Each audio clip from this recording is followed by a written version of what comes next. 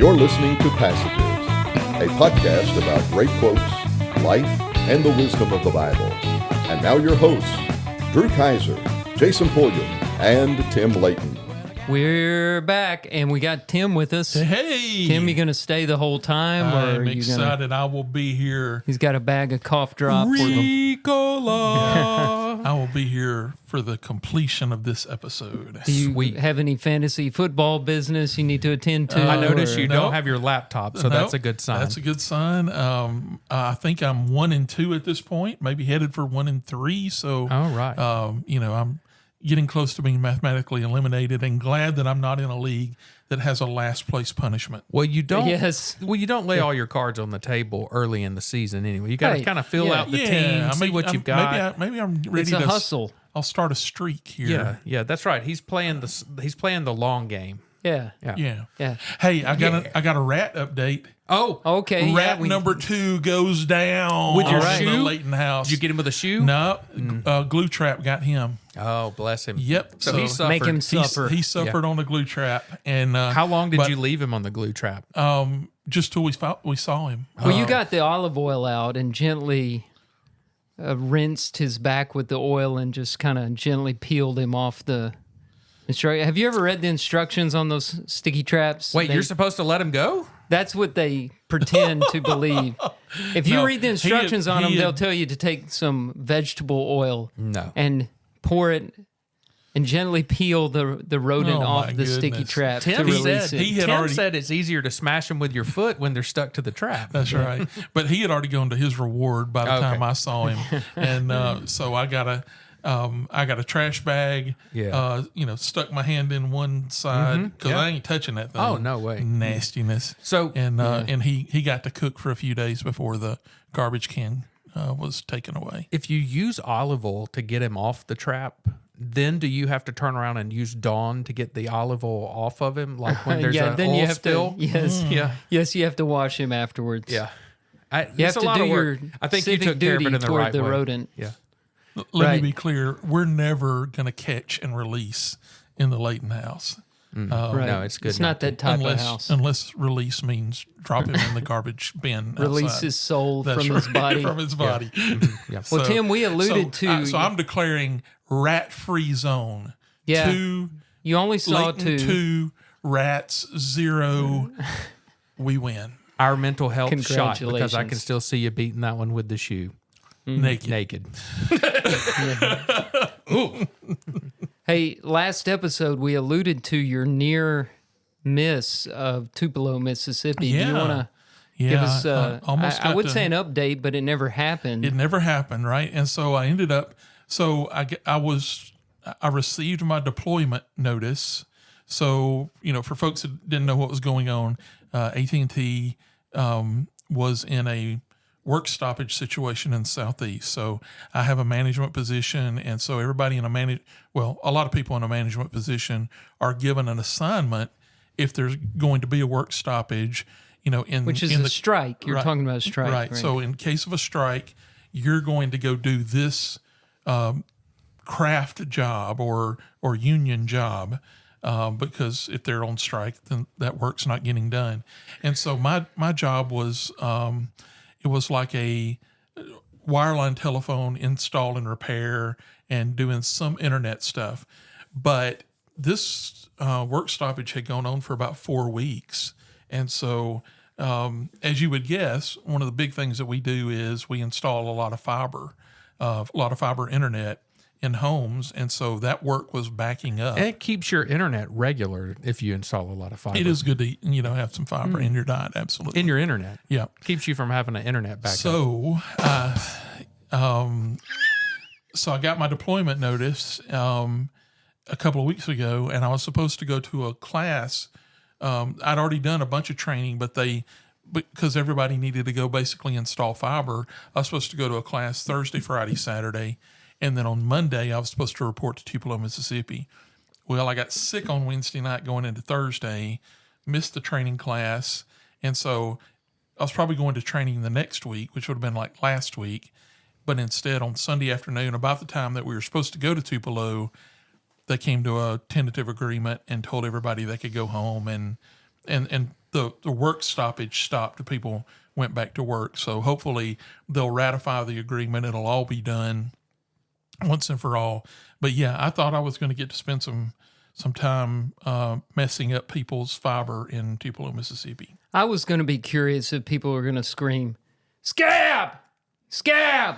I will say, so... is that what they do these days, or is that just in the movies? Well, I crossed the picket line a number of times at work. See, that sounds so cool. It does. Across the picket line. But I think the people there, so, basically, we all work in the same building and we just have different jobs. And most of the time it doesn't really matter whether there's different rules and things, but, I pass somebody in the hallway. I don't know if they're a management person or a craft person. That's what he thinks. Well, and you don't know. It's not like you're making any of these decisions, so it'd be dumb for them to say stuff to and you. So, yeah. And so, they were very laid back. They had their signs and they were out, but, it never felt hostile. Now, when I go to Tupelo, Mississippi, and I'm about to be a fiber installer and the people standing out there are fiber installers, I'm not sure they're going to be very happy with me. No. But again, I was a little concerned about it's what you're told to do, so it's what you go do. Yeah, you have to do it. And so I was, a little bit more concerned about that than, there was never any concern at the office. It was fine. So a probing question I have about this is, have you returned the work boots yet? No. Oh, yeah, you bought boots. No, because that's the second set of those boots I bought. Mm-hmm. The first one I bought for my first work assignment, and about 3 months before my new assignment came in, I took those boots to over to the thrift place or whatever. So you're going to hang on to these just I'm in hanging case. on to these because I think I'll still be working. So I think these come around every 3 years. Hopefully 3 years I'll still be working. So are you can we expect to see you rocking some boots at some point this winter when it gets nice and cold? I think I probably ought to. I think you should. Yeah. Tuck them jeans. Maybe the into hard hat. Top. Yeah. Maybe the hard hat. Yeah, they didn't give me a hard hat to keep, so unfortunately. That's not fair. Yeah. How long has it been since you guys have been to the Galleria? I don't go. I go by it. I go by it every day, pretty much, but I haven't been. I don't think I've been in a while. Mall. It's probably been a year. I haven't more. been in years. For our listeners who aren't local, the Galleria is one of the old school malls. It's still big. It's still got a lot of stores in it. And this located area, in it Hoover. was the mall, right? Right. Like it was the pinnacle of the malls. Yeah, so it was built in the mid '80s, and it was like the biggest thing in Alabama. Mm-hmm. I mean, it was, And the Summit came in, and other smaller malls, and it's not as popular as it once was. But this story I want to share with you has to do with the Galleria. The headline is, as popular Hoover mall walker gets Galleria funeral procession, mysteries of his life revealed. That's a long heading, so maybe I should read the story. Ron Fries, an 81-year-old beloved mall walker who died alone at a Birmingham hospital, will be buried with military honors and a funeral procession around the River Chase Galleria. He was a mystery to many and became known as the Galleria Elvis because of his distinctive look, thick black hair, beard, sideburns, and a mesh trucker's hat. Now, I've never seen Elvis wear a trucker's hat, but that's kind of, for those who believe he's still alive, that's kind of how they picture him. For some reason, I'm not exactly sure why. But I digress. When Fries died at 2:07 p.m. August 26 at UAB, most who had watched him walk the mall knew anything. There's a typo here. Knew nothing about his life. Many were sad to hear the coroner's office had no one to claim the body and put out a public call for family members to come forward. Trish Garman, a former Hoover resident who was one of the many who noticed Fries walking the mall, worked tirelessly to make sure Fries received the burial he deserved. A GoFundMe organized by Garman sought to collect $8,000 and received just over the goal amount before it was closed. He's like an icon of Hoover, Garman said. You just don't want the man who everybody in the world knows not being claimed. That's not who he was. So this woman got to digging around and found out some details about his personal life. His childhood and early adult life were spent with his family, who were well known in social circles in Columbus, Georgia. Fries was a Boy Scout and eventually attended Auburn University, where he graduated in 1965. His love for Auburn University never went away. He was an avid Auburn fan. At 22, he enlisted in the U.S. Army and served as a sharpshooter, honorably discharged in December 1971. He moved to Birmingham when he married, and he and his wife raised their 2 daughters. After his time in the military, it's believed he went to work for John Paul Mitchell as a sales director. He sold hair and beauty products. He assumed the role of both father and mother after his wife died of ovarian cancer. And then what was really sad is he took care of his girls and raised them. And one daughter, Leslie Fries, died at the age of 19 in 1999. And his other daughter, Bethany, died the same year, November 12th, 1999. Both of them died of cancer. So he was devastated losing both daughters within 6 months of each other. And after the passing of the daughters, he began to keep to himself. The daughters worked at the Galleria, so he going back was like staying connected to his daughters. Mm-hmm. And a lot of people started telling the stories about him taking cookies and candy to mall employees, recounting his days in the Army, stories of him knowing Elvis Presley, stories of his life, but he still remained largely a mystery. So what interested me about this is this guy was just known as a mall walker. Nobody knew him personally. They just knew him at the mall. Mm-hmm. And when he just kind of disappeared, they learned that he died, and they all these people that go to the mall a lot, they banded together and paid for the funeral expenses, started learning that he had this tragic secret that he didn't burden people with, that he lost his wife and his 2 daughters way too early and just spent his life alone. And he encouraged people at the mall and brought them cookies and stuff. I just thought it was a really touching story. It's like something you could make a Hallmark movie out of, maybe. Oh, yeah. Well, and it just shows that even if you don't necessarily know someone, the little things they do can impact your life. And I mean, for people to remember him and go to that effort to help with his end and his burial and things like that, he had impacted a lot of people. And even though he was nameless, he had obviously a positive impact on people. That's the Galleria cool Elvis. And even to figure out who he was, right? I mean, they went to some trouble there to try to come to some determination about who, what his background was. We all see these people at places like that. Like when I used to go to the walking track, there was this guy that had run around that track so many times. He wouldn't run on the track. He'd run beside the track, and he wore out the grass. He had his own path around that track, and he was there every time I went to the walking track. And, that guy has a story. There are people that I see at places that are just always there. Right. Usually walking, and everybody has a story. And there's some reason, that guy on the curb asking for food, there's some reason he got into that position. And it may not be the reason you first suspect. So it's a reminder that everybody's a human being. Mm-hmm. And some lose their way and some have tragic things happen to them. But we need to treat everybody with compassion.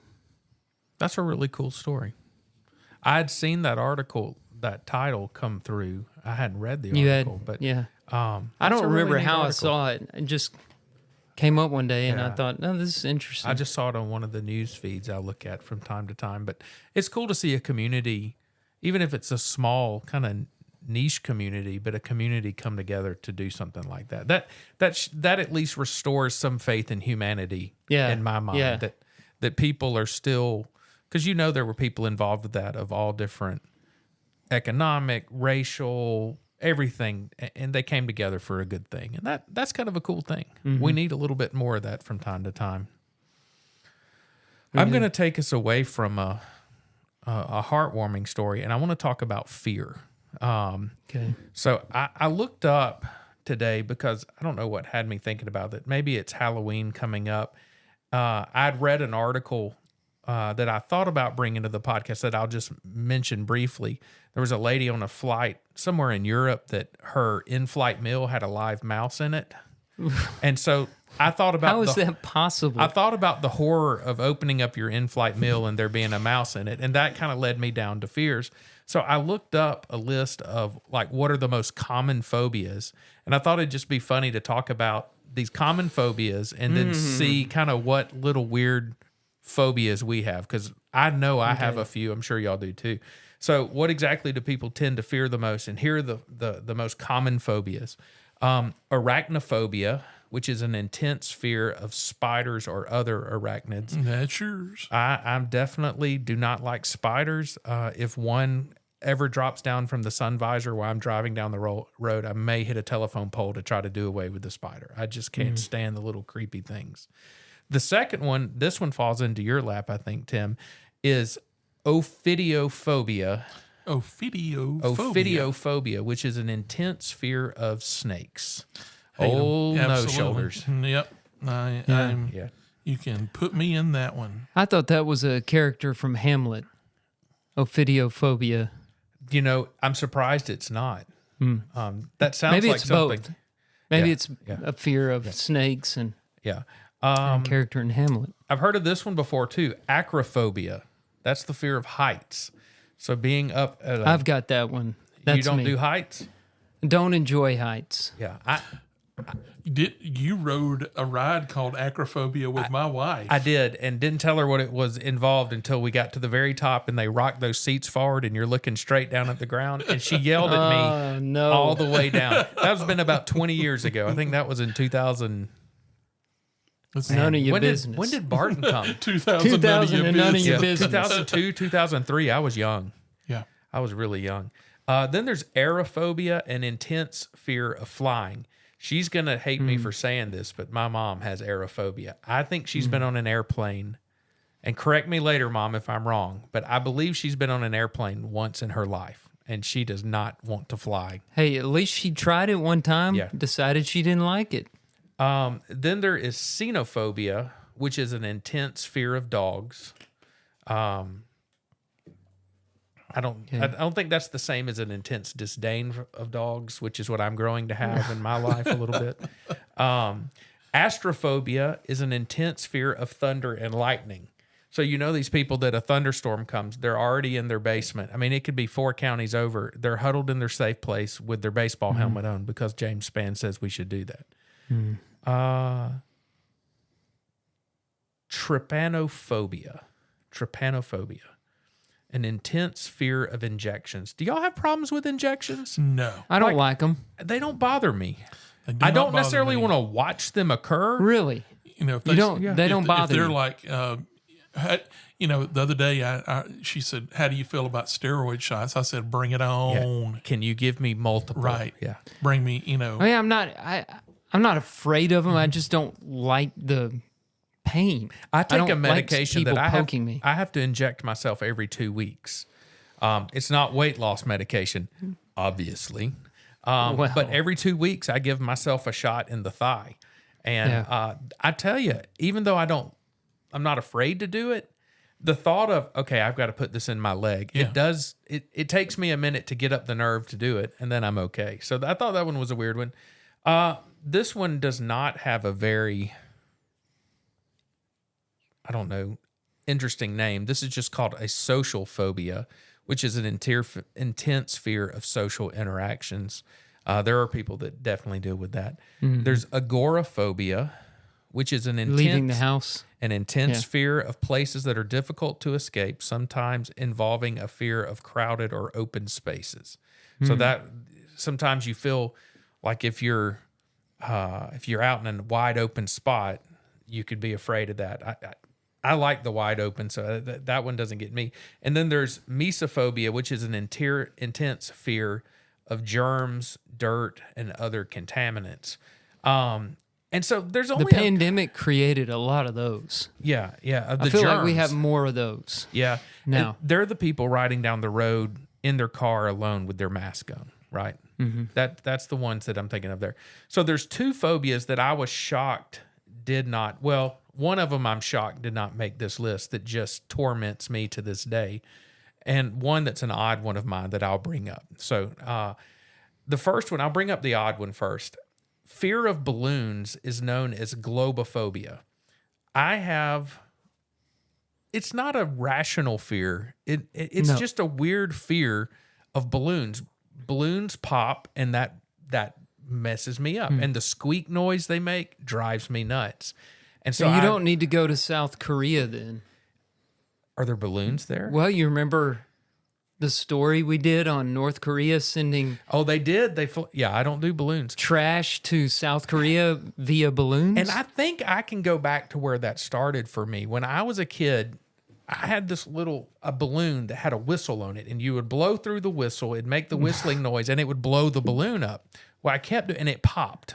And I remember it popping and I think that's what did it for me. So balloons, when people start popping them, if we're ever here at an event here or at a family retreat and we're playing a game where you're trying to stomp on people's balloons that are tied to their feet, you'll see me exit the building because those popping balloons really mess me up.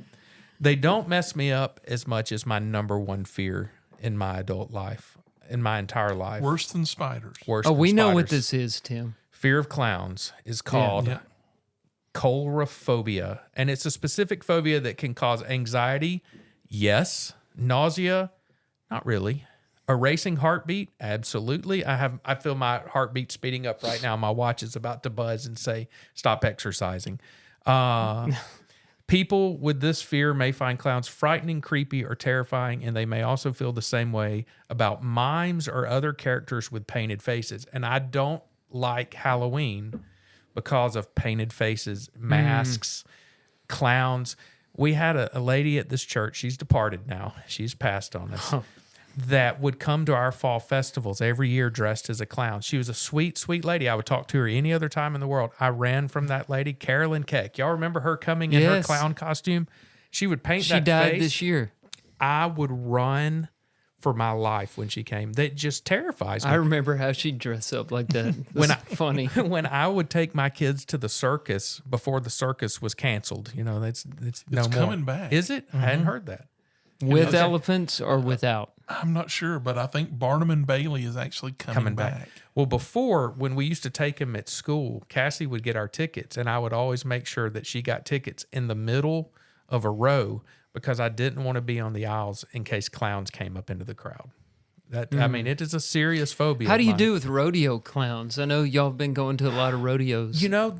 Most of them don't do a lot of face paint, and as long as I'm in the stands and they don't come near me, I'm okay.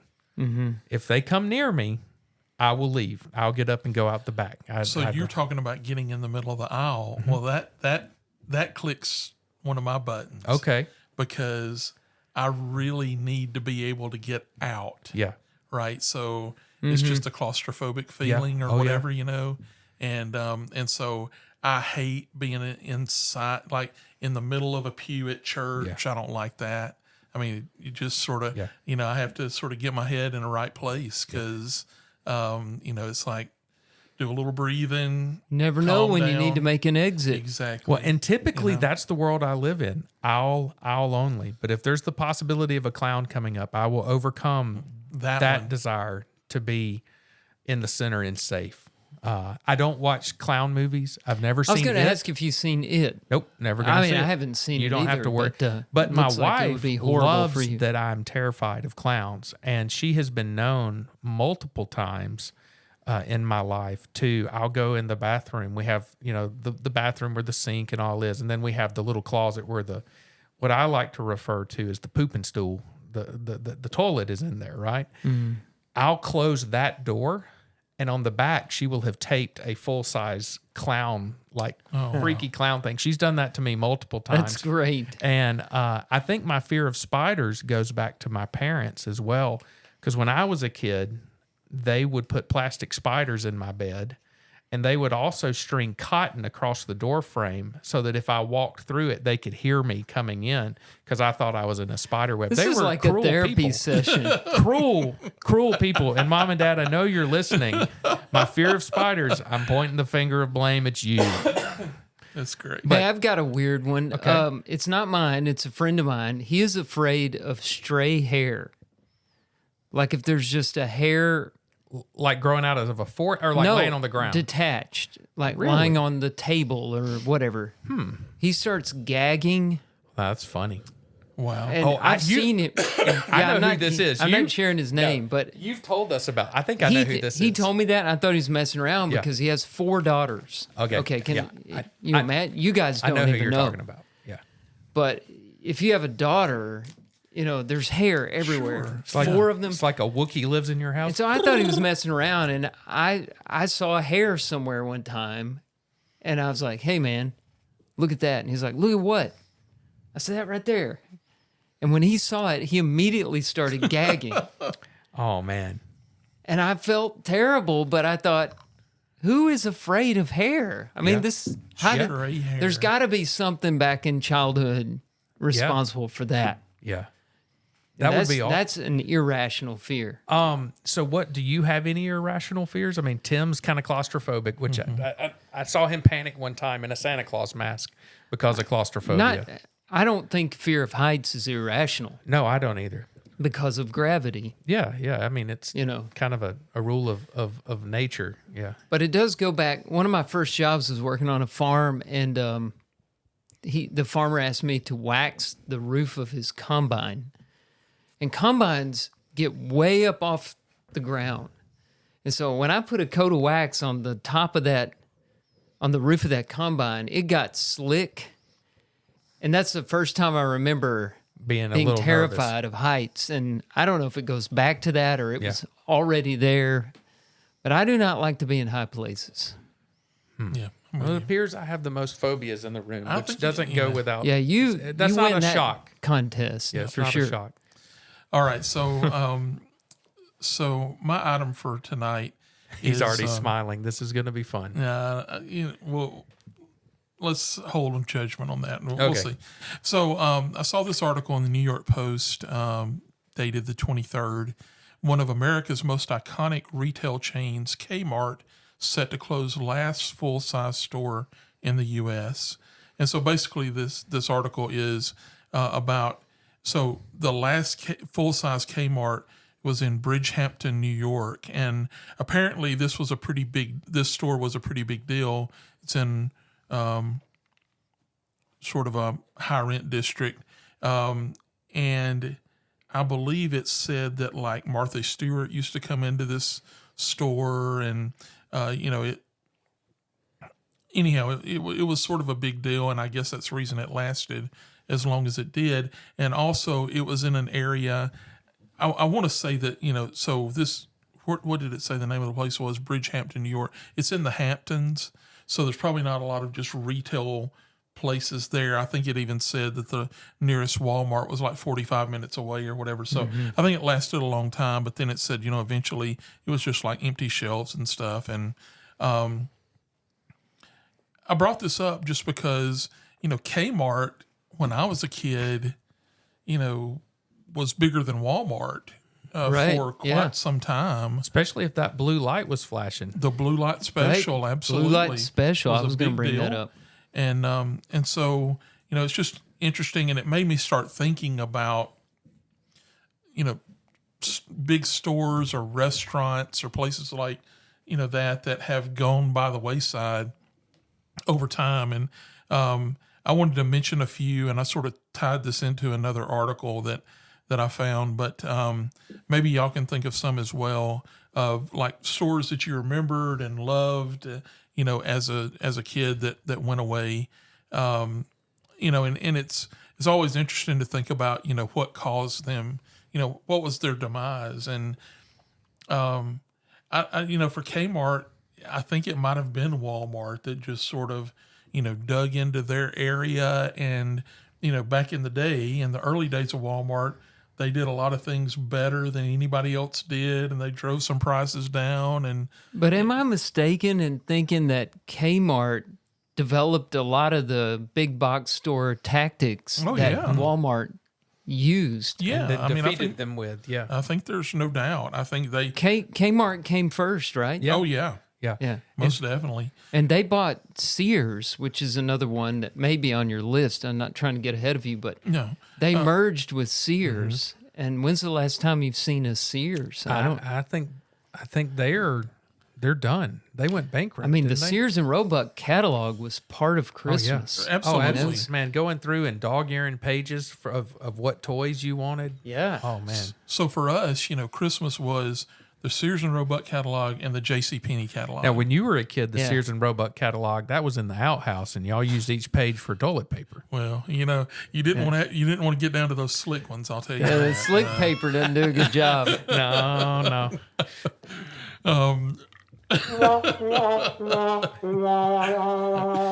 It's like they like silly putty, like Chuck Norris toilet paper. Yeah. I'm not using the punchline. Yeah, that's okay. We all know what you mean. You insert your own punchline. Yeah. Okay, so Blockbuster is one that was on this list, right? Yeah. So Long gone. That's a pretty famous one that came and went. Didn't they have a chance at one point to buy Netflix? Am I remembering that right? Was that Blockbuster that had a chance to purchase Netflix and they passed on it? I'm going to pop a Google while you're talking. But, Blockbuster, I think initially really got a hit with Redbox, because Redbox really came along and really Netflix was in there as well. Because I guess Netflix, they did the mail thing. They were mailing DVDs. And Redbox was doing it in vending machines. Right. All these companies were started up in the videotape or DVD era, pre-streaming. Yeah, here we go. Co-founder Mark Randolph of Netflix recalled a pivotal moment when he attempted to sell Netflix to Blockbuster for $50 million in 2000. Now Netflix is valued at over $150 billion. Blockbuster executives laughed us out of the room, Randolph said. That was a big mistake for Blockbuster. Oh, absolutely. Let him who thinks he stands take heed, lest he fall. And think about how big Blockbuster. They were the title sponsors on bowl games. Oh yeah, the guy who owned huge. Blockbuster. Every town had a Blockbuster. Bought the Miami Dolphins. Oh, I mean, it was enormous. And it says that it started in 1985, and it closed in. It says the music division was sold to Warehouse Entertainment in 1998 before closing for good. 98? 98. So they only lasted 13 That company years. was only 13 years. Wow. That's pretty crazy. That is wild. Well, that was the music division, though. What it said, Blockbuster Music? It sounded like that was the last part of it. Maybe the last sort of But I thought salvageable piece or remember something. there being Blockbuster There was here one here when I moved moved here. Yeah, and that was in the there was early a Blockbuster 2000s. store. Because I had a Blockbuster card. It was just down here. I used it. I had one down there near where the Golden Gate China and Papa John's are. You and had there was one or you have one? I actually clean out my wallet once every century. Tim still got his, just in case. And then there was a movie gallery. That was the other one I had a card absolutely, to. yeah. It's gone. So I'm not going to hit all of these, but I think another sort of general area is the record store. Mm-hmm, right. Mm-hmm. So, there were a number of variation of those. On this list was Tower Records. Mm-hmm. That was a big one. Is that gone? Yeah. In Nashville? Yep. So it says all stores in the U.S. were closed in 2006. Wow. It says it was one of the largest record stores in the 1990s. When I lived down in Clearwater, Florida, there was a Peaches that was an enormous record store. So cool.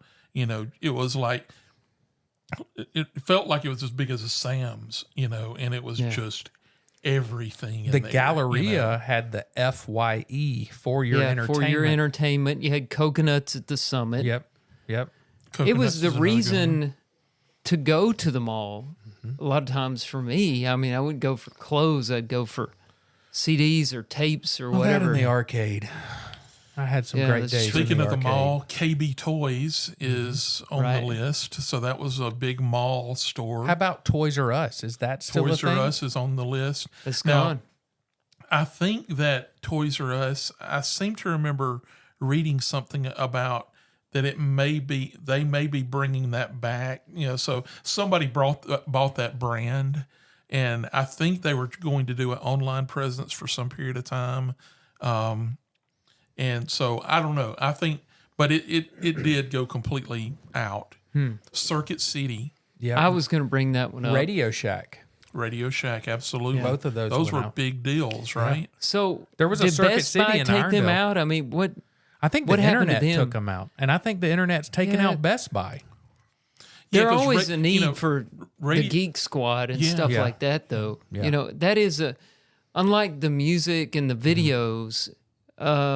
You need a little service with your electronics, so there has to be. Well, and sometimes I like to be able to go into the store, like if I'm looking at headphones or something, and try on a couple of different pair. And so there is that benefit yeah, of and having I'm a not box gonna. store. I don't know. I probably I should. know it's probably safe, but I'm not gonna order a computer. No. We bought Ava a computer for college. We went to a Best Buy and looked at them and bought them. Yeah. Similar to the record stores, I know that we, all hate this, but the bookstores that, took the hit.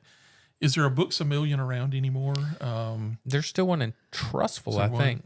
And then there's a Barnes and Noble still at 280. In at this the Sun. list, there was B. Dalton Books, Walden Books. I remember Walden. Borders Books and Music. I remember Borders. They had Right. that at Brookwood Mall, which is now Brookwood vacant space. Yeah. What's ironic about the bookstores is those that you were naming were putting the little guys out of business. And now the only bookstores around, for the most part, are the except little for guys. a few exceptions, are the little companies, little stores. Right. CompUSA, basically this says that Best Buy and other superstores had taken over and sort of pushed it out. I hadn't even thought about that store. That was a in long computer time. store. Yeah. A&P in the grocery store. Oh, we had an didn't know A&P in that. Fairburn, Georgia. A&P I've food never market. seen one of those. And then some of these are mall stores. You'd remember the Limited, right? Oh, yeah. Not that I ever went in there. I think it was ladies' clothes, right? But or Sure, like Tim. teens' clothes or whatever. What about service merchandise? That's a good one. That is a good one. That is a good one. Because service merchandise used to be over in Hoover, where the Best Buy is now. It is. And, Eastwood Mall, too. And their whole deal, you'd go and then you'd wait for your stuff to come off the conveyor belt Yeah, or whatever, right? that's right. So I forgot about the conveyor belt. and I don't even remember how it was all set up. Where maybe they just had displays. I think and they if had you, displays. So you saw the display item, and then you grabbed a ticket or And something, you took the ticket to them. I think that is how it went. and then the rest of it was just a big warehouse, right? So yeah, I got my wedding ring at service merchandise. I don't remember where my first one came from, or my second, or the third. Okay. I've lost a few. Jason's only had one wife, but lots of wedding rings. I can't keep up with them, which is why now we're a plastic one. this is another one that sort of was a big deal for a while. Bed Bath and Beyond. Yeah, gone. Yeah. So I think it's online still, but as far as stores go, done. Now, And that's fine with me. Not retail stores, but restaurants. Shoney's. I can't believe Shoney's eventually went out of business. That was when I was a child. You got your Sunday go to meeting clothes on to go to Shoney's. It was an important event. Well, you had the Sunday brunch. Yeah, and the breakfast bar. Ooh. That Oh man, that got was, you ready for a That was marathon nap. You go to church, hit that breakfast bar. Yeah, kids and under go home 12 and take eat a free. nap. My dad carried my birth certificate with us to prove I was still under 12, so I could eat for free because I had a big growth spurt about that time. That's why they went out of business. That is probably why they went out of business. The one I really miss the most is Hayes Appliance Repair. and movie rentals. That was in Palmetto, Georgia. That was. I think that's more of a mom and pop Boy, that situation. thing, they put a movie gallery in, and old Hayes Appliance and movie rentals were gone. You go in there and pick up Godzilla from 1960 and whatever. 49 cents. Yeah, I mean, you get that. They didn't even have to have a card to go in that store to rent something. They just knew you by your name. It was like Cheers, where everybody knew your name. Just bring that thing back when you get done with it, okay? The box, the jackets, all dog-eared. Yep. It's been watched hundreds of times. Did y'all ever rent movies from the library? That was a big thing for us. We'd go to the library, be like, we're going to the library, let's rent a movie. And they're all from 1934 in black and white. And you're like, this is not the most entertaining of movies. So my sister and brother-in-law bought, it was, I think it was pre-VCR, but it was basically, it was the machine it looked like the size of like an LP. And it was a laser disc. Was it? Is that what you're talking about? And so it was inside like a plastic cover of some sort, and you slid it in to the viewer or whatever, right? And and so I want to say it followed videotapes, but it never caught on. Yeah, because I mean, that's what there were so few of them. I think you had to go to like Handy TV, and they had an inventory of these laser discs. Probably the same place you bought the the machine from. And I had a friend who had a few laser discs in college. Hey, isn't Handy TV and Appliance still sitting down there on the side of 2059 going through Birmingham? Handy TV Appliance saves you money. It's a fact. So I think maybe so. I'm looking. Oh, yeah, it's still got a location in Birmingham. Yeah, on 1st Avenue North. That's crazy. Wow. Oh, man.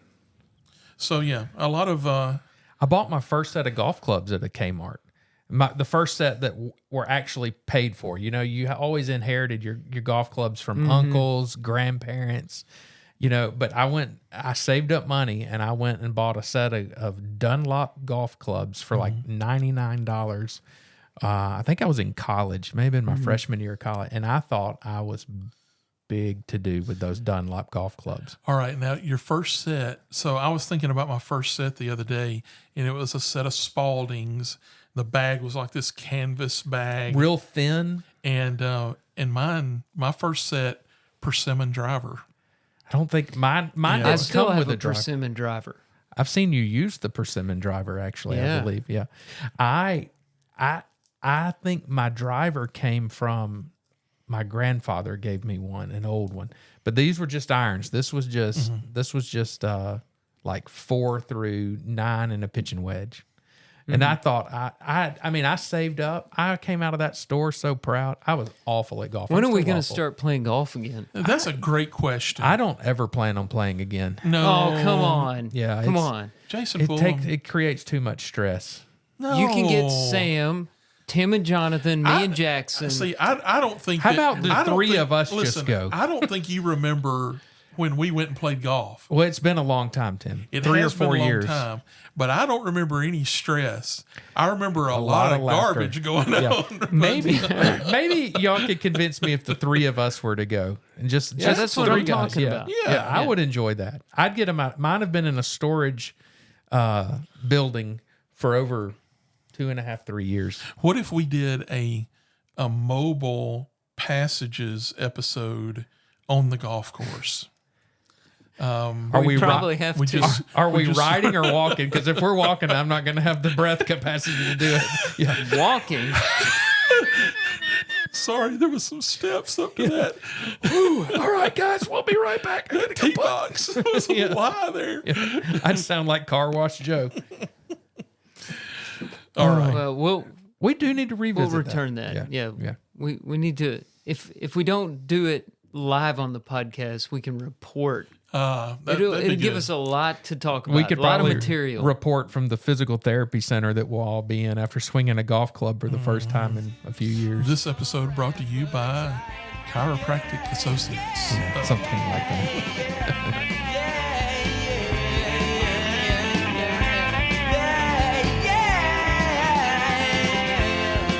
Welcome back. We are ready for the second portion of our program where we read a passage, and Jason's got our passage for us tonight. Go ahead, Jason. So this is a passage from the German teacher, self-help author Eckhart Tolle, and it is, when you complain, you make yourself a victim. Leave the situation, change the situation, or accept it. All else is madness. Eckhart Tolle. Interesting. I like this quote.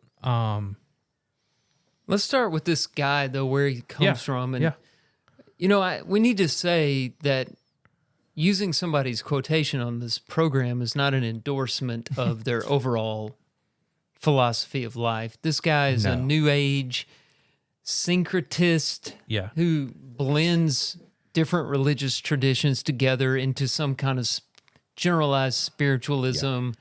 He was big with Oprah. And we don't endorse him, but this is a great statement. Yeah, I liked this statement a lot.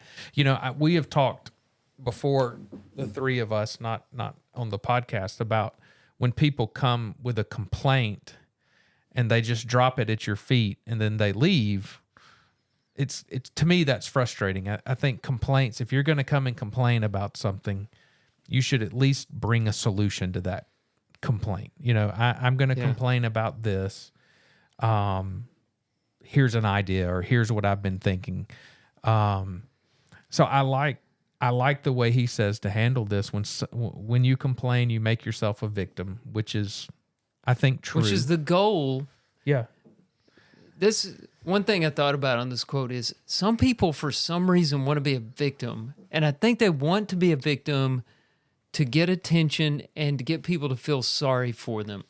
But why would you want people to feel sorry for you? But I think some people just like to stir the pot too. I think sometimes it's not as innocent as wanting attention. Like they're bored? Like they're just trying to, they just want to stir stuff up. I think there's people that just like stirring up a little controversy. And they know that if they complain, they can do that. So I think gossip. It's a little both. It's like gossip. I think so. I like what he says. Now, he's speaking to the person that's complaining, right? So if I'm complaining about the temperature in the building, he's speaking to me, which I often complain about the temperature in the building because I'm always hot, which is why I have it set to a balmy 65 in here tonight so that we can be comfortable.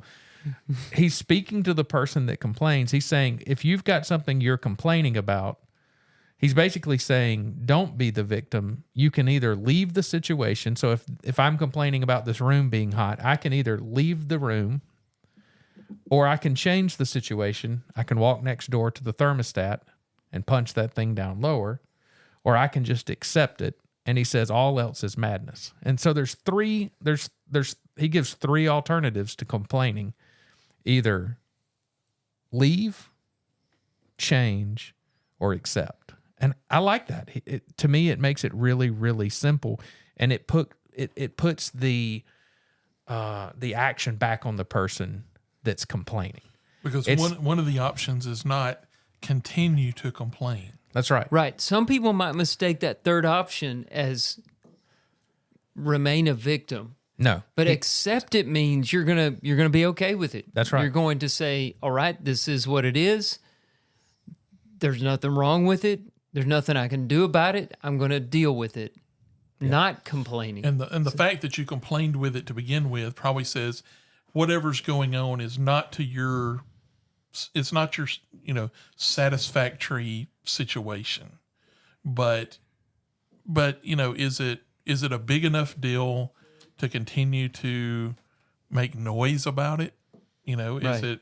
Is it wrong? In its nature. And if it's not, then, making it there's, I think we probably all, maybe sometimes we are this person, sometimes we maybe know this person that, we get to complaining about something and it's just it's our complaining hobby. Right. And so, we can stick on that item and we just never let it go. We just beat it till the horse turns into glue and the glue turns into dust. And, we just, are beating the ground at some point. Yeah. Right. And so, we just, but I think this whole idea is when we allow things like that to dominate us, and we don't dispose of it in some way.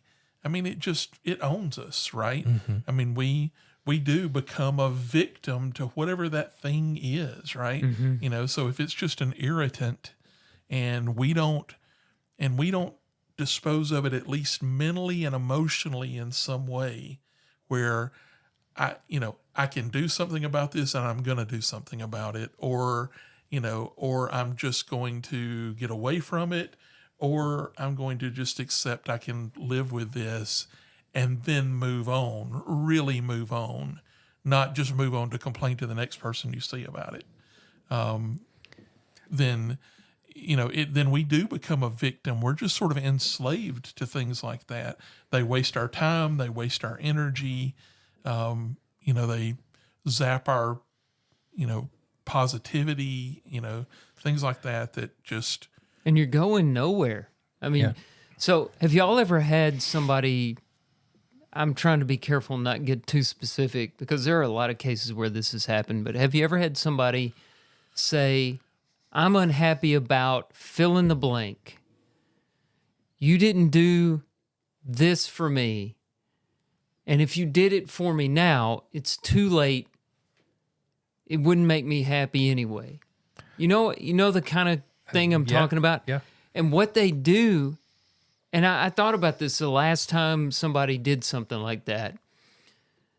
And I had the wherewithal to say to them, you've put yourself where you will constantly be wronged, and I will constantly be in the wrong. And that's the There's victim. no way out of this. That's the victim component of this that he's talking about. Do you want to stay wronged?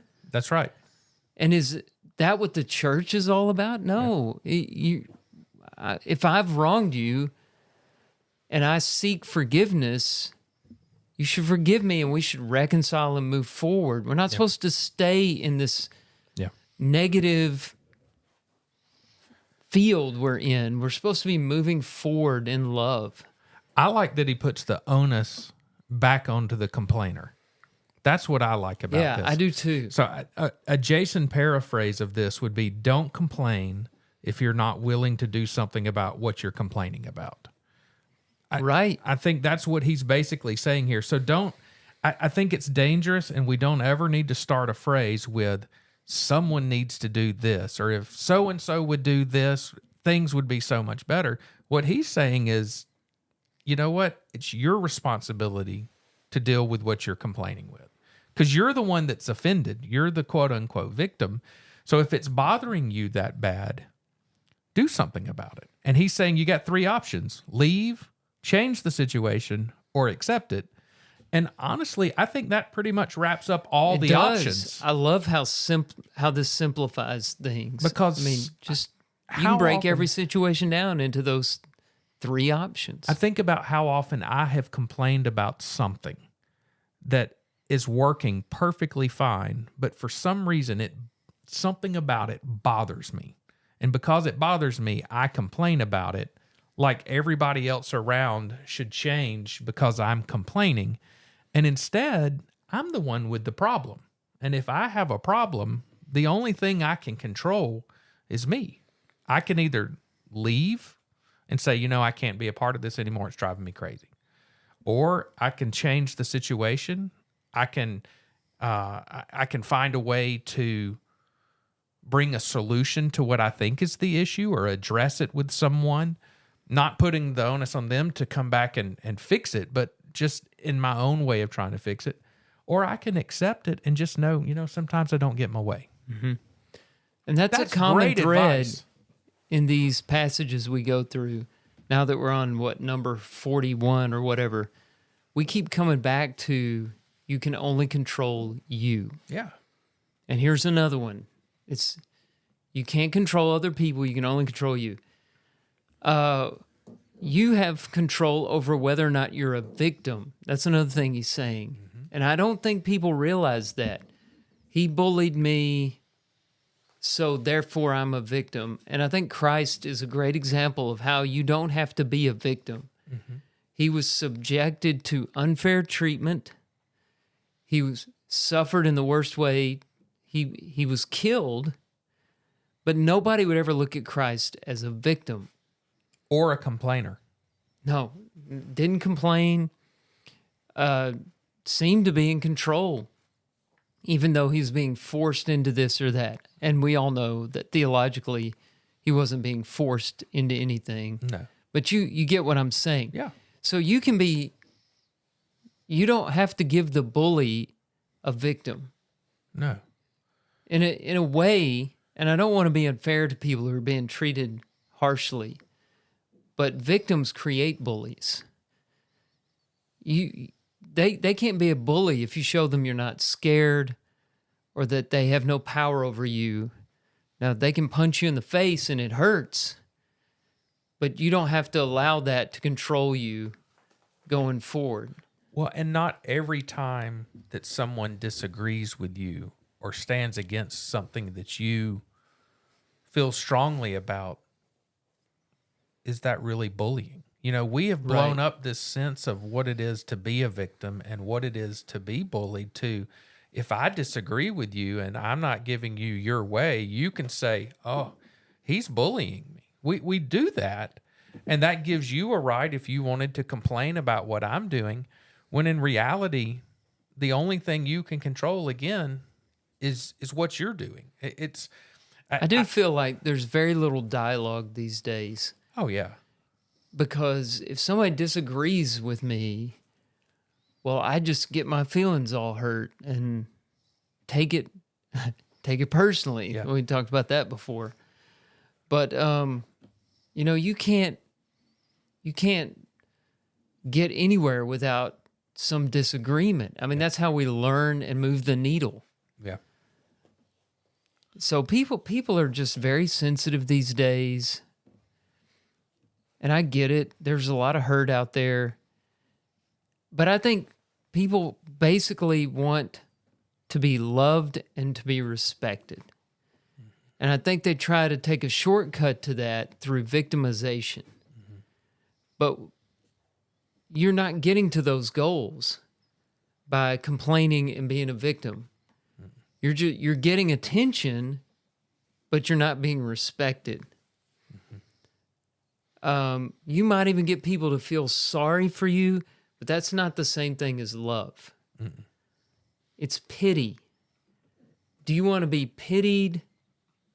Do you want people to feel sorry for you? Do you just want attention? Or do you want to be respected and loved? I think we all want respect and love. And what commands respect is to be an agent for change, or to know when to quit and walk out, or to learn to accept things and allow other people to have input, know which battles to fight, which hills to die on, and so forth. When things don't necessarily have to go your way. Yeah. And that's an okay resolution to things sometimes. We don't all have to agree on everything. All right. In fact, sometimes it's good that we don't all agree on everything. If we all agree on everything, then all we are is a bunch of yes men to one another. That's right. And that's always sort of a dangerous scenario. I mean, everybody who just, sort of nods at each other, either they're lying to each other, or they're, you don't have enough varying thoughts to generate some good discussion and growth. And I mean, just everybody that's just vanilla on the same page, 3 cheers for Jason, I mean, everything that he says is gold. I'm right? good with that. I mean, I believe that, but I like that idea. Not everybody has to believe it. So. Man, I'm feeling good about myself right now. One thing that I think is important when you start, and I'll speak to myself. I try not to complain. I have a few pet things that I'll complain about from time to time. Some of the most miserable people in the world are what I would like to call complainers, quote unquote complainers. And they're also some of the loneliest people in the world, because people get really tired of surrounding themselves with people that complain all the time. It's exhausting. It really is. And there's a lot of folks that I think they complain. Well, people won't be friendly to me, or people tend to avoid me, or I feel isolated, or I can't build deep relationships. And they're complaining about that. And in reality, it's because they complain, because it is a big, I don't know, to me, it just pushes people away when you complain. And it's hard to be around people that always feel like they're being victimized and want to complain about it, because in the long run, none of us have a perfect situation. All of us could find something in our daily life to complain about. Some of us choose not to complain and choose either to try to leave it, change it, or accept it. And sometimes we just have to accept it. I mean, it reminds me, and I've talked about it before, the serenity prayer, which is, God, grant me the serenity to accept the things I cannot change, the courage to change the things I can. And then the acceptance is the wisdom to know the difference, right? It's sometimes I'm just going to be stuck in this area, and I've just got to accept it and be okay with it, and know that, it may not be the perfect situation for me, but I can still build relationships, and I can build relationships by being engaging, by being complimentary, by being encouraging, instead of being derogatory or complaining or nitpicking. Well, I think that we got to be careful with that. Like with most people, right? I mean, we're close enough that, we got problems. We're going to sit down and talk about them. Things that we're dealing with, and so in some ways that can be sort of construed as complaining.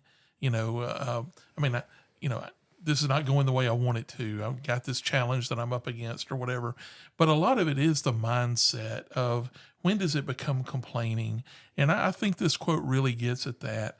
If you're not trying to do anything about it, that's really, that's hardcore complaining, right? It's just, if I just want everybody to hear what's bothering me, not if you need to talk to a friend about how to try to work through something, right? So I'm trying to figure out, do I leave a situation? Do I change a situation? Do I accept this?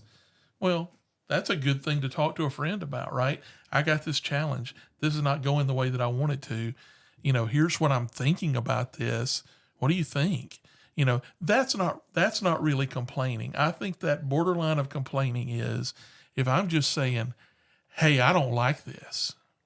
And that's the end of the story. Yeah. And that's the kind of thing that, listen, we all do it from time to time. Oh, absolutely. But what we're talking about here is a pattern of life, and if your pattern of life is to do this all the time, that's a horrible, miserable existence, and it will repel people from you. And it's habit forming. It is. Absolutely. You get into it and you don't realize you've become a negative person until you start looking around and nobody's around you. Yeah. I like that it just puts the responsibility back on the individual, not the group or the system or the church or the business or the whatever. It doesn't put the responsibility on them. It says, when you complain, you make yourself a victim and either leave, change, or accept it. And anything else you're doing is just pure madness. And again, if you're not willing to do something to help or change what you're complaining about, then I don't know how to help you. And sometimes, that may be a good way for us to talk to our friends about this, right? Because we all get drug into this, and sometimes maybe the question is, what are you going to do about this? Take it to, this is the way it needs to be dealt with, right? What action I was going to say that too, that this is really practical when you're trying to help people. I mean, you can just lay it out there just the way he has. Do you got 3 things you can do. Do you think there's anything you can do about this? Mm-hmm. Well, don't you think probably the best thing to do then is just to walk away from it mm-hmm. and quit thinking about it, quit letting it own you, that kind of thing, right? So, I mean, it really just comes back to, if you can do something about it, do something about it. If you can't, then really the other two are just different ways of sort of separating yourself from it, right? If it's something you need to get away from, then that's one thing. If it's just, all right, well, just deal with it. That's another variation of that, right? But it's either, can you do something about it, or you can't do something about it, right? But just continuing to pine over it is it's not the good answer for anybody. Yeah. Well, and if you don't do one of these three things, if you don't do something about it, then you start to generate and build resentment. And resentment destroys relationships. Resentment destroys friendships. Resentment destroys families. Resentment destroys churches. Resentment is an evil, evil, evil thing. And when you're unwilling to do something about it, you're constantly making yourself, as he says, a victim. Resentment just continues to compound it. So. Right. And that's where this, leaving the situation or accepting the situation, it needs to be whatever we're complaining about, whatever we're dealing with, those two things need to be a method of resolution, right? Yeah. They got to be a way for you to get over this. It's not leave it and be mad about it until eternity, right? It's leave it and continue to complain about it. Yeah. Leave it and allow it to just eat you inside. So maybe I don't complain about it anymore, other than just inside me, where I constantly complain about it, right? Yeah. It's like, these are methods to resolve this. At some point, you gotta set things aside and move on with your life. Right. Yeah. Yeah. Great passage. One of the more practical ones that we have. Even so, that little German guy, he had some good things to say. Thank you, Eckhart, and thank all of you who are listening. We appreciate your sharing the podcast with others and faithfully listening to us every episode. We enjoy doing it, and we hope that you're getting something out of it too.